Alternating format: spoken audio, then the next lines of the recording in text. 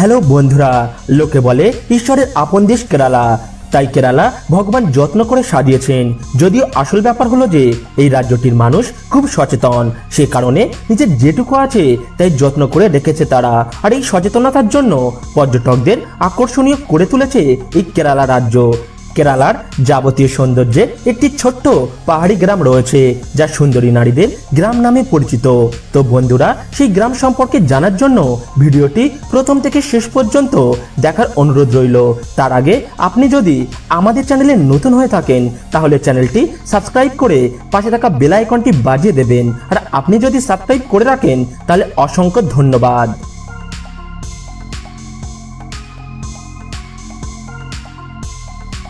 কেরালা ভারতের দক্ষিণ পশ্চিম কোণ ঘেঁষা একটি রাজ্য। রাজ্যটি ঈশ্বরের নিজস্ব দেশ বলে পরিচিত। এই রাজ্যটি লাক্ষাদ্বীপ সাগর বরাবর কর্ণাটক এবং তামিলনাড়ু রাজ্য দ্বারা পরিবেষ্টিত। কেরালার রাজধানী হল তিরুবনন্তপুরম। এখানকার প্রবলম সৈক্য পৃথিবীর সমস্ত সৈক্যগুলির মধ্যে অন্যতম। কেরালা রাজ্যটি 14টি জেলায় বিভক্ত।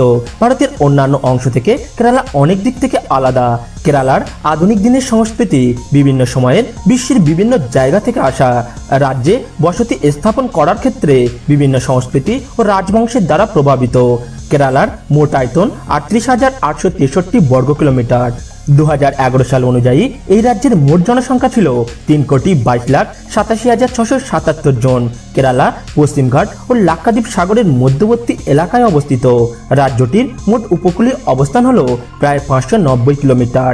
শিক্ষা, সাক্ষরতা ও স্বাস্থ্যের দিক থেকে ভারতের মধ্যে কেরালার সবচেয়ে উন্নততর সমাজ ব্যবস্থা রয়েছে। এই রাজ্যে মালায়ালম ও ইংরেজি এই দুটি ভাষায় প্রধান শিক্ষা দেওয়া হয়। তবে মালায়ালম হলো রাজ্যটির আঞ্চলিক ও সরকারি ভাষা। কেরালার সমুদ্র সৈকতের জন্য বেশ বিখ্যাত। এর জন্য বেশ কিছু লোক এই সৈকতকে গোয়ার সমুদ্র সৈকতের সাথে তুলনা করে থাকে। বিশেষ কারণে তাদের মধ্যে তুলনামূলকভাবে অনেক গম্ভীর হলেও পর্যটকদের সংখ্যা নেহাত কম নয়। বন্ধুরা, কেরালার যেখানে আপনি যাবেন সেখানে আপনার চোখে পড়বে হাতি, সারি সারি নারকেল গাছ, মাছ, কাঁঠাল, প্রজাপতি আর নানান ধরনের পাখি। মনোরম এরকম পরিবেশের ব্যাখ্যায় তাই কেরালা পর্যটন দপ্তরের স্লোগান হলো official host to God's own country. বিশ্বের সবচেয়ে ধনী হিন্দু মন্দিরটি রয়েছে কেরালায়। হিন্দু ধর্ম ভারতীয় উপমহাদেশের একটি বিশিষ্ট ধর্ম এবং তাই এই দেশে 1,60,650-টিরও বেশি মন্দির রয়েছে। সোনা ও মূল্যবান পাথর সম্পর্কিত ধনী এই মন্দিরটি হলো পদ্মনাগস্বামী মন্দির। আর এই মন্দিরের সোনার প্রাচুর্যতা একটা ধারণা আপনি পেতে পারেন। সমগ্র ভারতের প্রায় 20% স্বর্ণ শুধুমাত্র এই রাজ্যের মাধ্যমে ব্যবহৃত হওয়ার ঘটনায়। কেরালা ভারতের একমাত্র রাজ্য যেখানে সর্বাধিক সংখ্যক উৎসব উদযাপিত হয়ে থাকে। বন্ধুরা, ভারতের শিক্ষা সংস্কার বিল বাস্তবায়নকারী প্রথম রাজ্য হলো কেরালা। সাক্ষরতা হলো কেরালার মেরুদণ্ড এবং রাজ্যের বিকাশে একটি অপরিহার্য অঙ্গ হিসাবে বিবেচিত।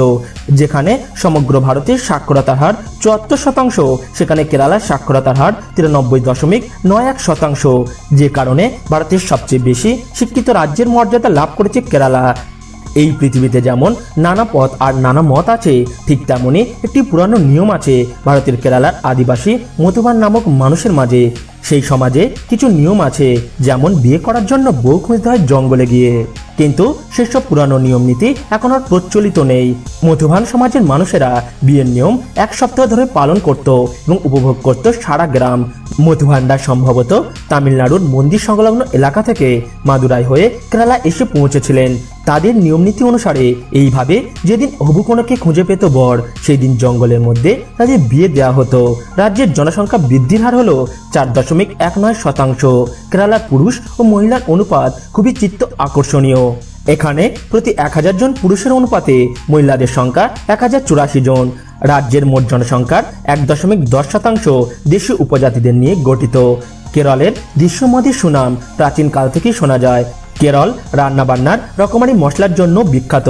ইহুদি, খ্রিস্টান, মুসলমান এবং এই রাজ্যে স্থায়ীভাবে বসবাসকারী বণিকদের সংস্কৃতি থেকে উদ্ভূত মশলার এক ভাণ্ডার আপনি খুঁজে পেতে পারেন এখানকার হেসেলগুলোতে।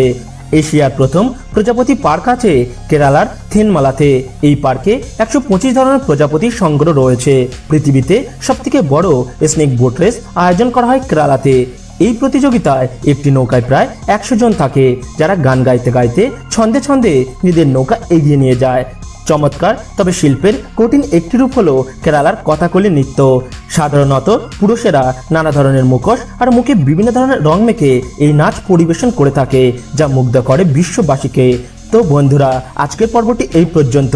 ভিডিওটি ভালো লাগলে লাইক ও শেয়ার করবেন। দেখা হবে পরের এক ভিডিওতে। টাটা।